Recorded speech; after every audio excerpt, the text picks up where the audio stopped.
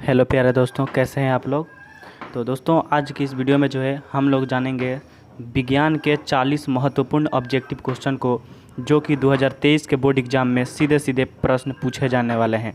और ये जो भी हम लोगों ने प्रश्न को इसमें चुना है, ये बहुत ही महत्वपूर्ण है और आपकी परीक्षा बेस से लिए काफ़ी वीवीआई क्वेश्चन है।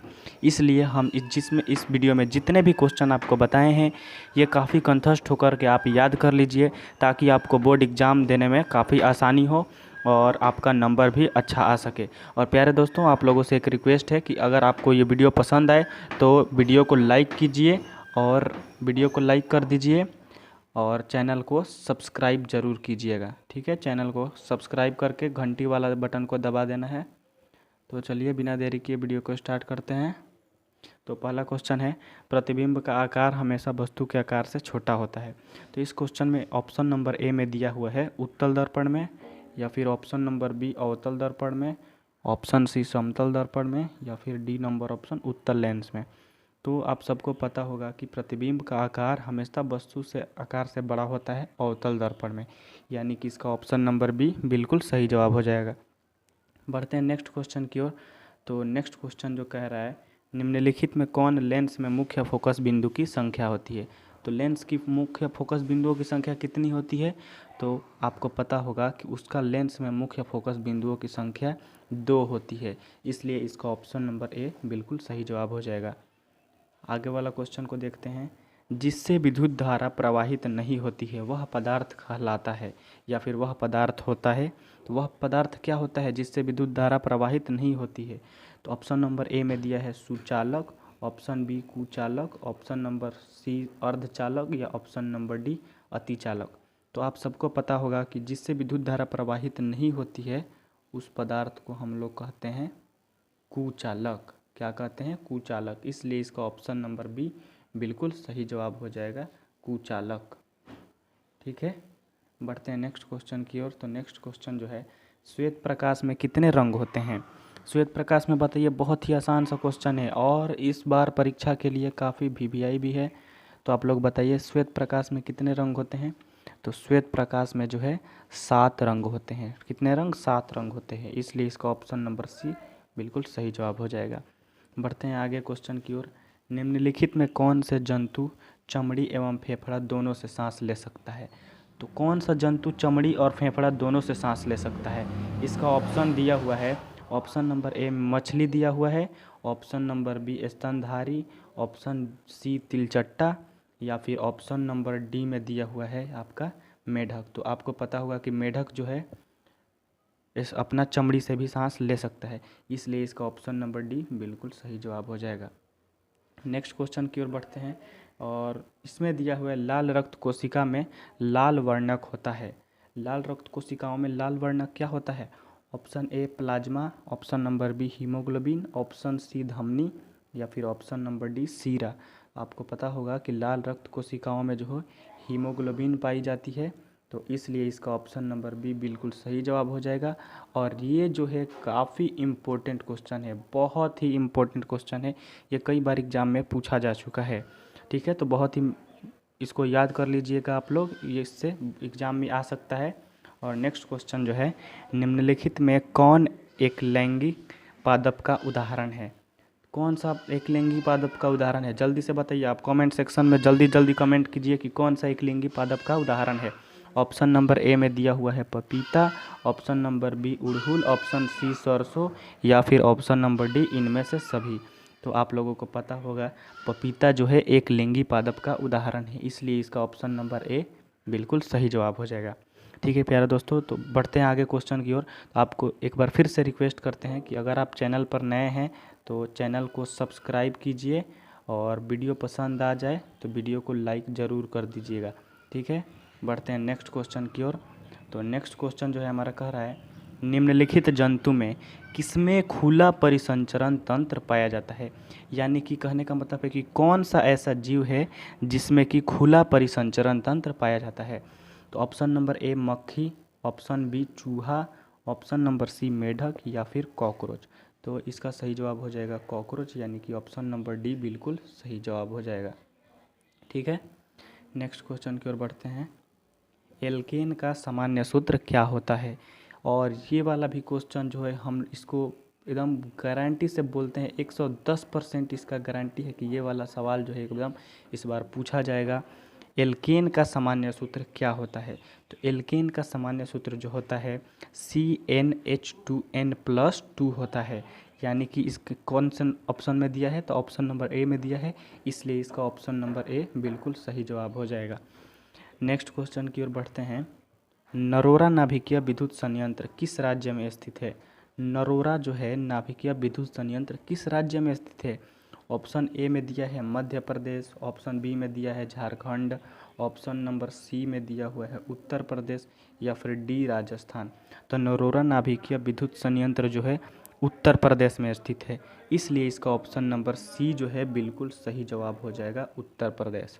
ठीक है, नेक्स्ट क्वेश्चन की ओर बढ़ते हैं। बेकिंग सोडा का रासायनिक सूत्र क्या होता है? और ये वाला भी क्वेश्चन जो है बहुत वीवीआई क्वेश्चन है। देखिए, साइंस के हम लोगों ने टॉप 40 जो है मोस्ट इम्पोर्टेंट और वीवीआई क्वेश्चन को चुना है, और ये वाला क्वेश्चन भी काफ़ी इम्पोर्टेंट और वीवीआई है, इसलिए आप लोग इसको याद कर लीजिए। बेकिंग सोडा का रासायनिक सूत्र दिया हुआ है ऑप्शन नंबर ए में NaHCO3, ऑप्शन बी में दिया है Na2CO3, ऑप्शन नंबर सी में दिया है Na2CO3 × 10H2O, और फिर ऑप्शन नंबर डी में दिया है CaCO3। तो बेकिंग सोडा का जो रासायनिक सूत्र होता है वो होता है NaHCO3, ऑप्शन नंबर ए बिल्कुल सही जवाब हो जाएगा। नेक्स्ट क्वेश्चन की ओर बढ़ते हैं। निम्नलिखित में कौन विजातीय यौगिक है? कौन निम्नलिखित में विजातीय यौगिक है? आप लोग फटाफट से कमेंट करके बताइए, निम्नलिखित में कौन विजातीय यौगिक है? तो प्लास्टर ऑफ पेरिस जो है विजातीय यौगिक है, यानी कि ऑप्शन नंबर बी बिल्कुल सही जवाब हो जाएगा। ठीक है, बढ़ते हैं नेक्स्ट क्वेश्चन की ओर। दंत विशेषज्ञ किस दर्पण का उपयोग मरीजों के दांतों को बड़ा प्रतिबिंब देखने के लिए करता है? तो जो दांत का डॉक्टर होता है वो मरीज के दांतों को देखने के लिए किस दर्पण का उपयोग करता है? तो अवतल दर्पण का उपयोग करते हैं दंत वाले डॉक्टर, इसलिए इसका ऑप्शन नंबर बी बिल्कुल सही जवाब हो जाएगा। ठीक है, नेक्स्ट क्वेश्चन की ओर बढ़ते हैं। और नेक्स्ट क्वेश्चन जो कह रहा है, कौन सा लेंस अपसारी लेंस भी कहलाता है? कौन सा लेंस अपसारी लेंस कहलाता है?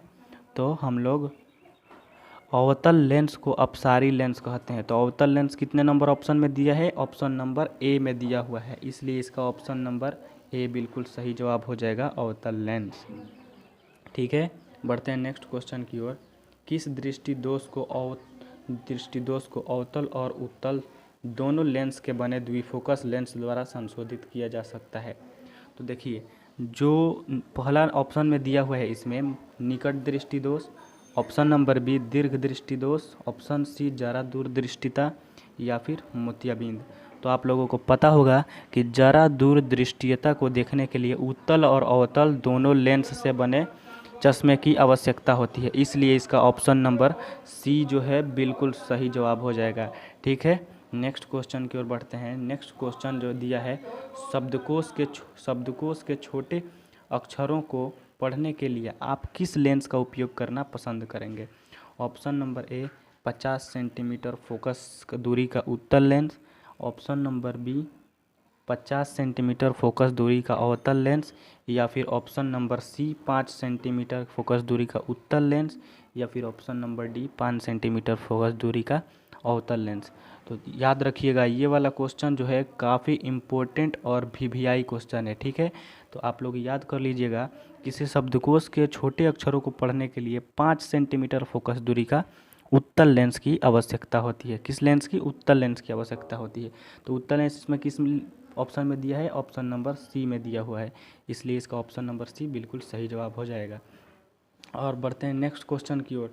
नेक्स्ट क्वेश्चन जो कह रहा है, लघु पथन के समय परिपथ में विद्युत धारा का मान, यानी कि ऑप्शन ए दिया है बढ़ता है, बहुत कम हो जाता है, ऑप्शन नंबर बी परिवर्तित नहीं होता है, या फिर ऑप्शन नंबर सी बहुत अधिक बढ़ जाता है, या ऑप्शन नंबर डी निरंतर परिवर्तित होता है। तो इसका जो है लघुपथन के समय विद्युत परिपथ में परिपथ का मान बहुत अधिक बढ़ने लगता है। ठीक है, इसलिए इसका ऑप्शन नंबर सी बिल्कुल सही जवाब हो जाएगा।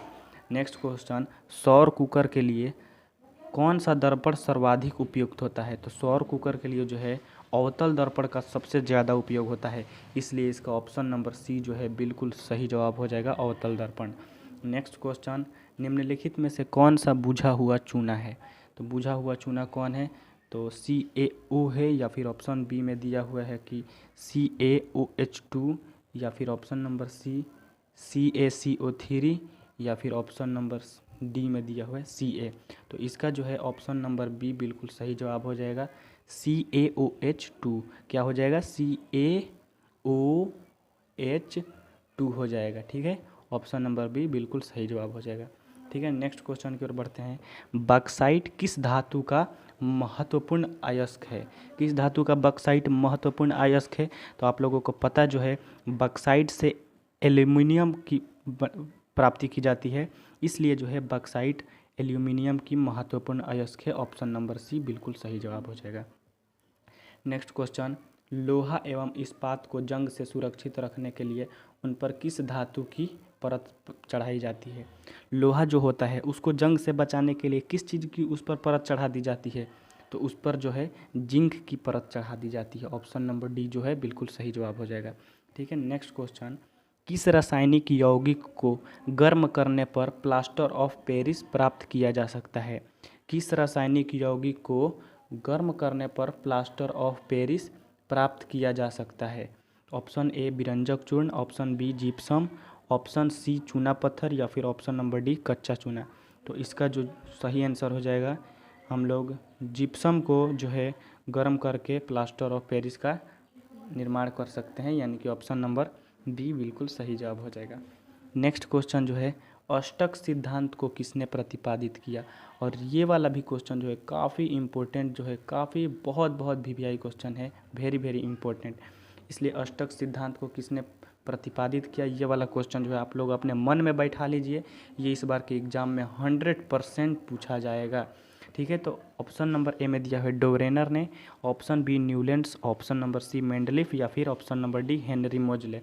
अक्सर बच्चे क्या करते हैं, इसमें जाकर जो है डोरेनर को टिक लगा देते हैं, जो कि बिल्कुल गलत जवाब हो जाएगा। इसका सही उत्तर जो हो जाएगा न्यूलैंड्स हो जाएगा। अष्टक सिद्धांत न्यूलैंड्स ने दिया था। ठीक है, नेक्स्ट क्वेश्चन की ओर बढ़ते हैं। पादप में जाइलम उत्तरदायी है। पादप में जाइलम किस चीज़ के लिए उत्तरदायी है?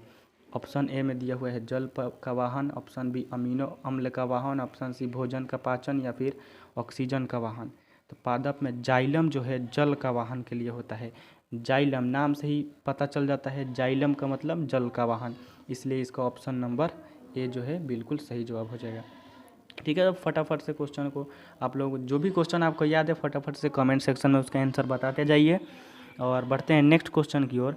निम्नलिखित में किसे कोशिका का ऊर्जा मुद्रा के रूप में जाना जाता है? किसे कोशिका के किसे कोशिका का ऊर्जा मुद्रा के रूप में जाना जाता है? और ये वाला क्वेश्चन भी काफ़ी VVI है, और ये कई बार पिछले एग्ज़ाम में पूछा जा चुका है, और उम्मीद है कि इस बार भी एग्ज़ाम में पूछा जाएगा, इसलिए इसका ऑप्शन नंबर बी जो है बिल्कुल सही जवाब हो जाएगा, ATP। ATP जो है ऊर्जा मुद्रा का कार्य करता है। ठीक है, और नेक्स्ट क्वेश्चन, निम्नलिखित में कौन अनैच्छिक क्रिया नहीं है? वमन, वमन भी जो है अनैच्छिक क्रिया है।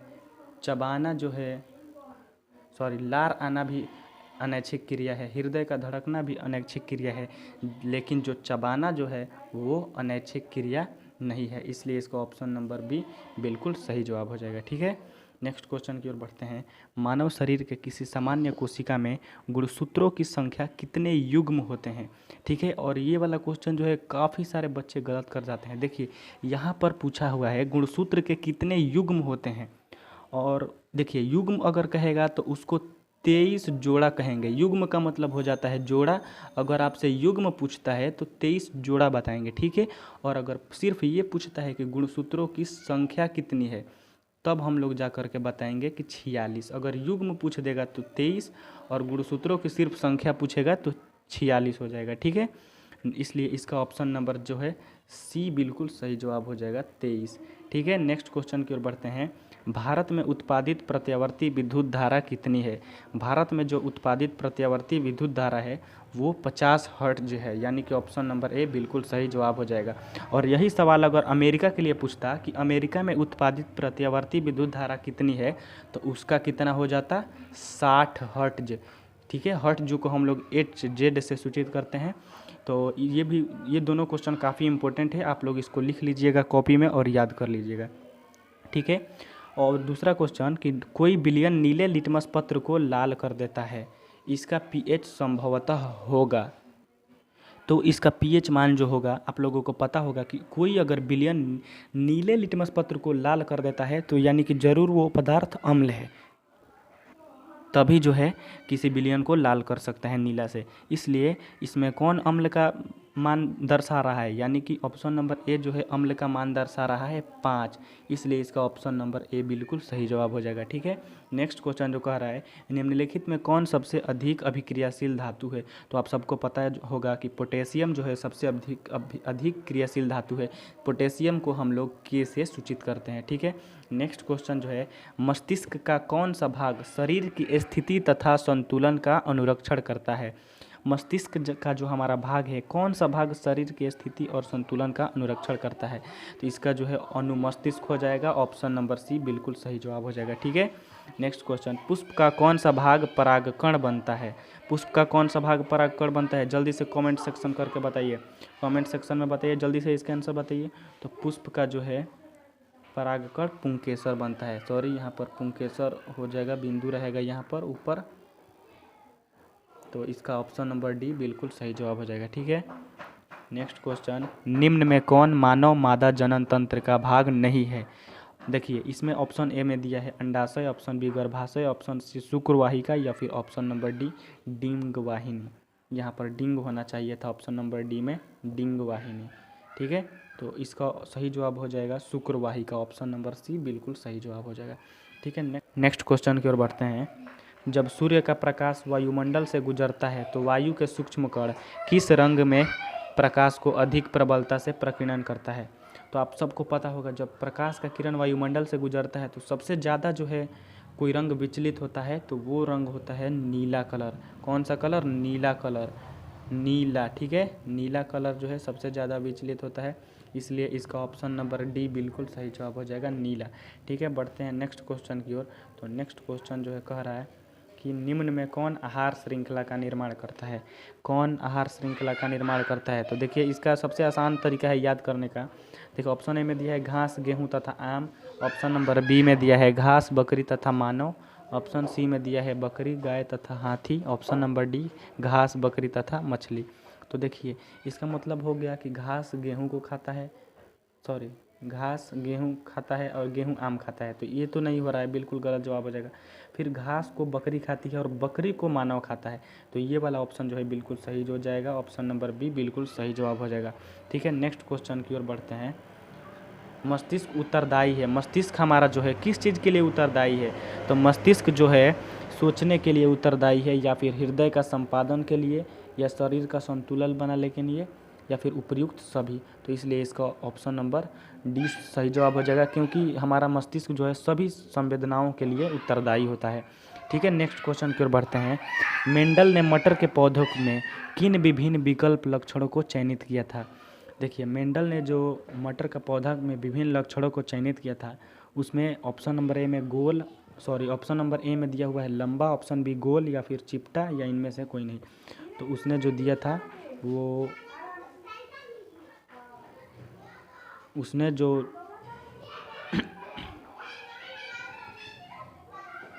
मेंडल ने मटर के पौधों में किन विभिन्न विकल्प लक्षणों को चयनित किया था, तो वो जो है गोल लक्षणों को चयनित किए थे, इसलिए इसका ऑप्शन नंबर बी बिल्कुल सही जवाब हो जाएगा, ठीक है।